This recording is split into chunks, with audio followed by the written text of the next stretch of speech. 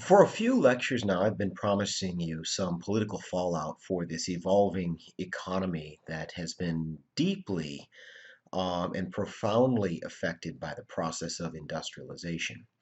Today, we're going to answer that question, but before we do, you guys, one of the things that I want to go over with you is what is it that politicians do? What do they do on the campaign trail? That's the question I want to ask you.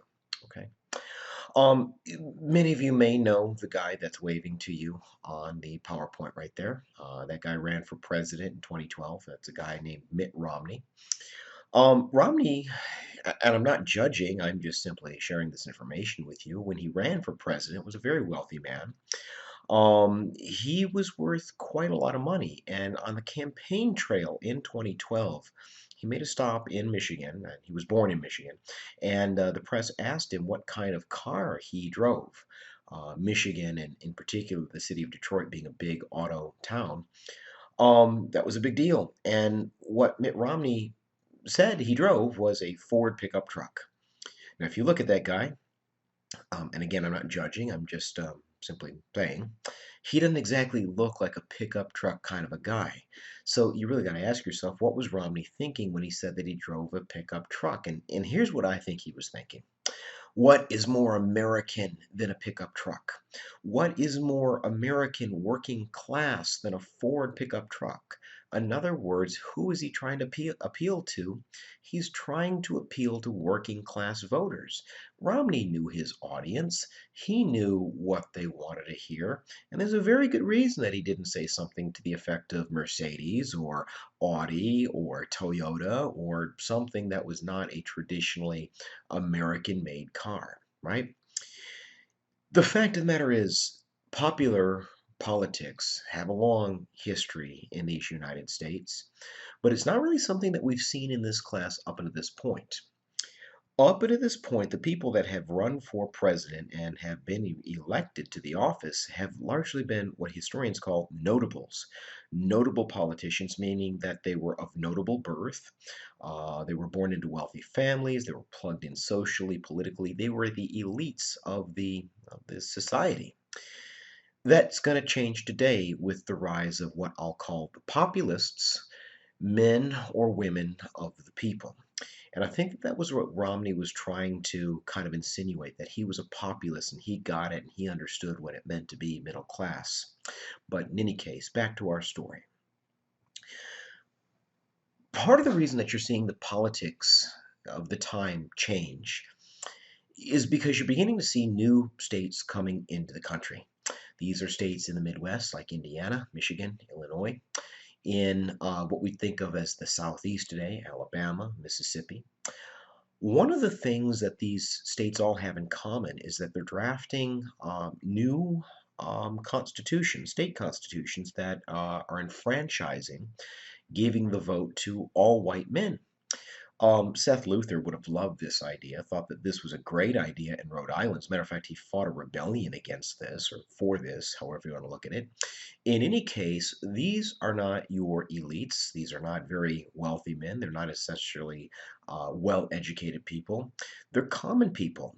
And so if people in places like Illinois or Alabama want to be elected into office, they've got to demonstrate that they get it, that they understand the will of the common people, what's important to them, and more importantly, probably most importantly of all, that when they get to office, whatever that may be, they will act on the best behalf of those people.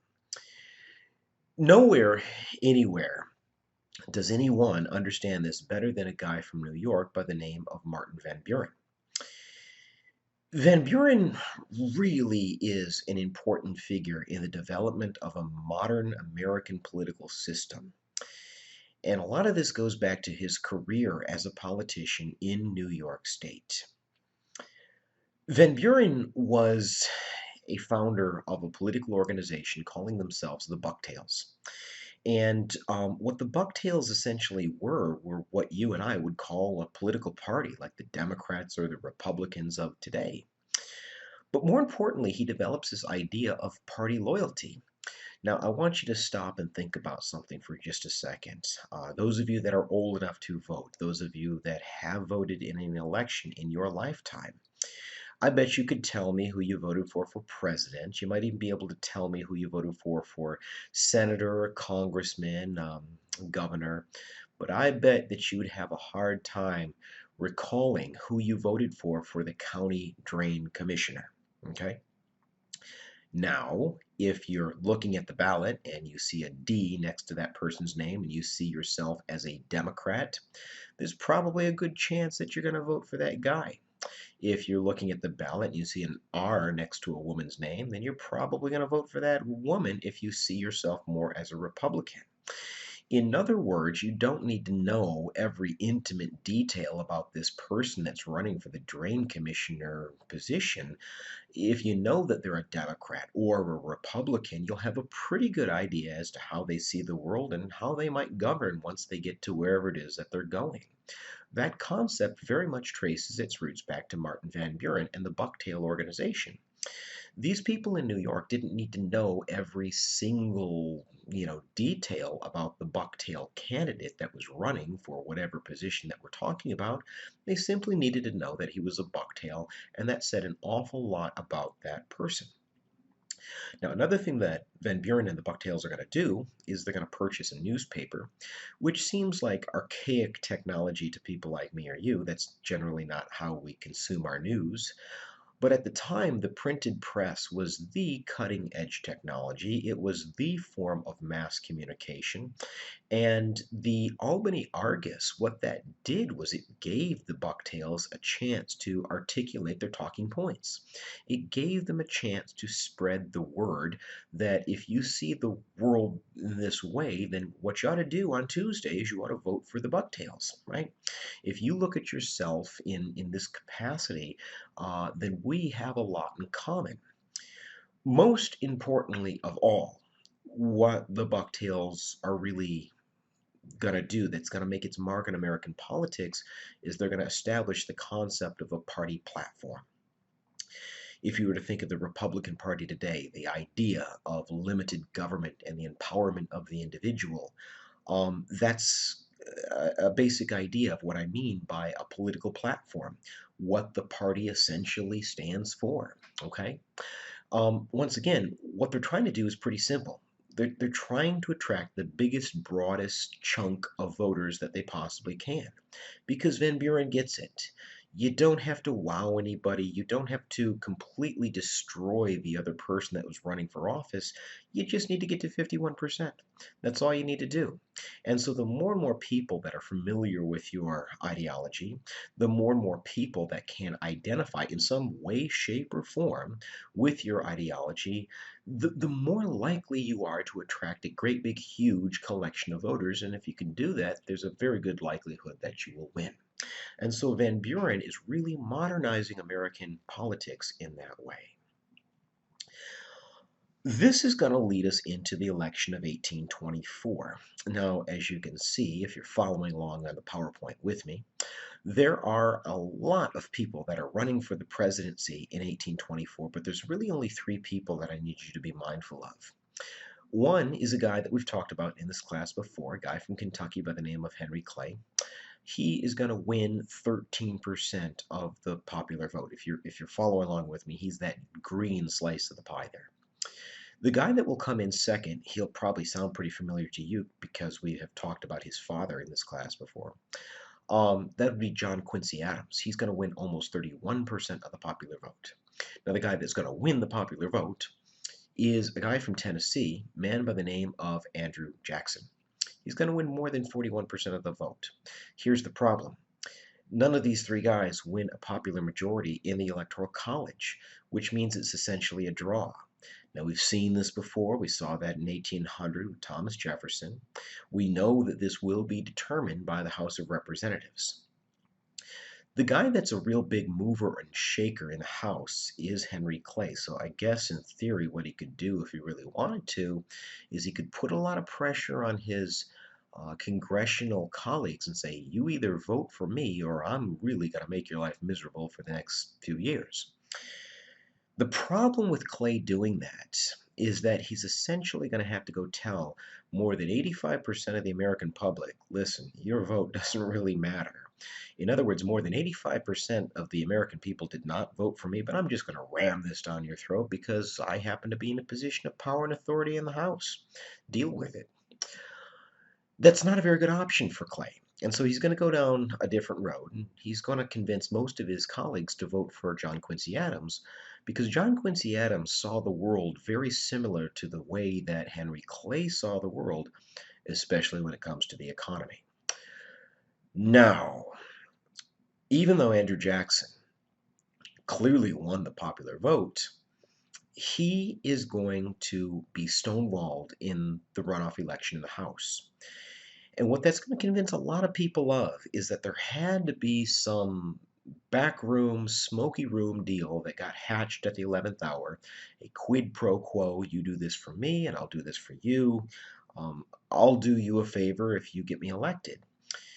And the fact that John Quincy Adams, upon his election, goes ahead and appoints Henry Clay as his Secretary of State, it doesn't do them any favors when it comes to tampering down these charges of conspiracy. As a matter of fact, some people are calling this a corrupt bargain, proclaiming that there was some dirty deed that was done in order to get John Quincy Adams, who clearly lost the popular vote, get him the election, right?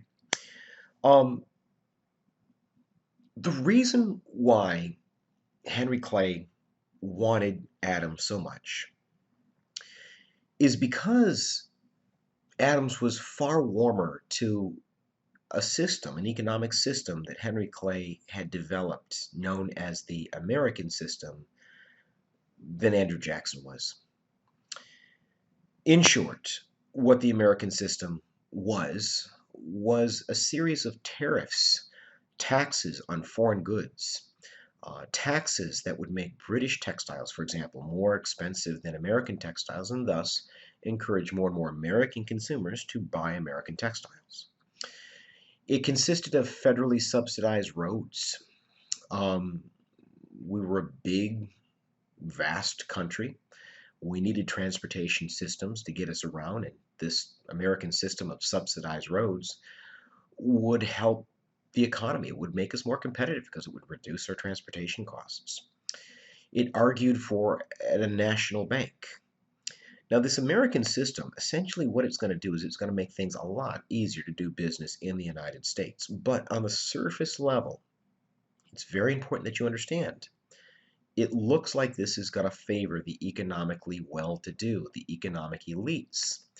If you're Sam Patch and you're just kind of looking at this from the outside in, it looks like what government's really doing is it's really working to making the rich a little bit richer. And in some instances, it's actually doing that at your expense. Quick example. With respect to the tariff, I don't know if you're like me, but I really don't care what the badge on the gas station reads, if it says Shell or Exxon or whatever.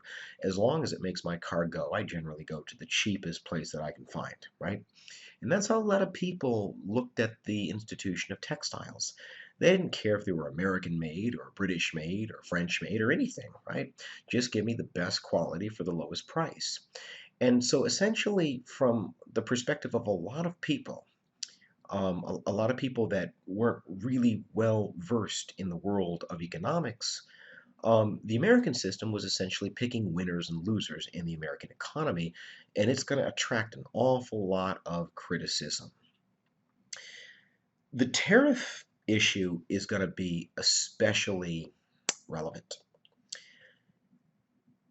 The tariff placed a tax on British textiles, which, from the perspective of places like South Carolina, which was mostly an agrarian economy, they didn't care where their textiles came from.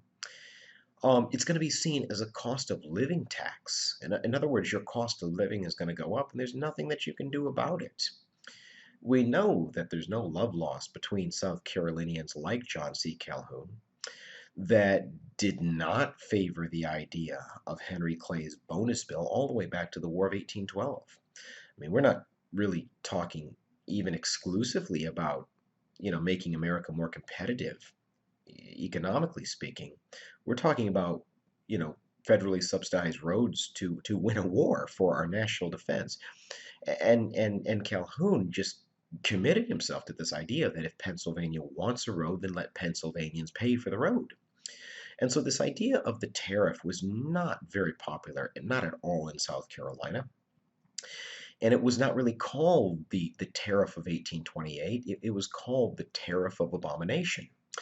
And this is really going to be the issue in the election in 1828, which would actually be a rematch between John Quincy Adams and Andrew Jackson. Okay. One person that sees this very, very clearly and knows that there's a lot of potential for some votes there is our good friend Martin Van Buren. Van Buren is going to team up with Andrew Jackson, and together what they're going to do is found what you and I call the Democratic Party.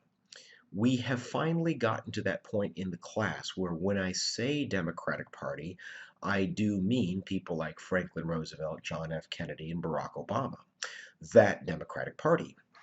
In the 1820s, it was referred to as the democracy, so that made it very easy to be able to remember. Similar to the Bucktails, you didn't have to really think about who you were going to vote for. That was easy and it stuck in your mind.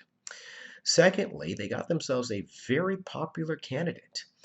You might recall the name Andrew Jackson. He was a military hero. He was arguably the biggest military hero of the War of 1812. And if there's one thing that we love to do is we love to elect military heroes. They gave him a really cool nickname, Old Hickory, right? He was tough, he was hardened, he was imposing, he didn't take any guff from anybody. And similar to the democracy, this was easy to remember. Who are you going to vote for? Old Hickory.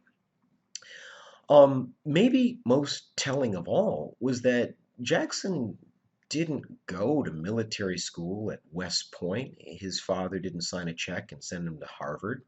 He was a guy that really just was good at warfare. He came across military science very, very easily. It came very naturally to him. So he came across as self-taught and consequently self-made. This is a self-made man. And for those people in places like Indiana, like Kentucky, like Mississippi, like Tennessee, that's going to go a long, long way when it comes to appealing to them. Here's a guy that gets it. Here's a guy that understands why we don't want to put a tariff on British textiles simply so that people up in Boston, people up in Providence, Rhode Island can do a little bit better and can be more competitive with the British. Andrew Jackson was from Tennessee. Keep in mind, Thomas Jefferson was from Virginia. John Quincy Adams, Massachusetts. Uh, Andrew Jackson is going to be seen as this Washington outsider. I mean, that's what we would call him today. He was a guy that was outside of the Beltway. As a matter of fact, Jackson's going to be the first president to ever be elected from west of the Appalachian Mountain Range. And so he's an outsider in many, many different ways. But in the election of 1828, Jackson's not going to leave anything to the imagination this time around. As you can see on that chart right there, he's going to win over 56% of the popular vote. And this time that would be more than enough to have him cruise to an electoral landslide in the Electoral College. Jackson in 1828 will replace John Quincy Adams as the President of the United States in what might be thought of as the first ever grassroots, local level appeal to the common people, populist politician. And popular politics, in other words, the emergence of the Democratic Party, is very, very central in this whole idea. One last thing about the Democratic Party before I turn the page. Similar to the Bucktails, the Democratic Party had a central platform, and at the time, it stood for the rights of individuals, right? The empowerment of the rights of individuals, and in that context, a lot of that meant states' rights. It also said that it stood for a limited central government. And certainly Andrew Jackson talked a good game when it came to limiting the scope, power, and especially the size of the federal government. This might not make an awful lot of sense if you compare the Democratic Party of the 21st century to its 19th century origins, but at the time, states' rights, the rights of the individual, and a limited federal government, that really was the platform, the central issues of the Democratic Party. I want to end with this idea of Jacksonian democracy. You have to understand that Jackson's election, very similar to the election of 2016. It meant very different things to different people. To the elites, to the Thomas Jeffersons of the world, certainly to the John Adams, to the Henry Clays, what this was the problem of democracy, the messiness, the crudeness of it. It's that adage, what's right is not always popular, what's popular is not always right. There were a lot of people that saw Jackson as completely and entirely unfit to be president. It was said that when Andrew Jackson would walk, he would rattle. And the reason that he would rattle is because he had bullets that were rattling around in his bodies because he challenged people to duels. He had a very violent temper, violent outbursts. He was not exactly a polished individual. We're not talking about George Washington here. There were a lot of people that saw him as entirely unpresidential and completely unfit to occupy the office of something like the president. But to other people, especially at the grassroots common level, this was a triumph in democracy. Jackson's election demonstrated that not only should everyone have a vote, not only should that vote count no more, no less than any other vote, but it's not just between which rich, well educated, large landowning man you wanted to represent you.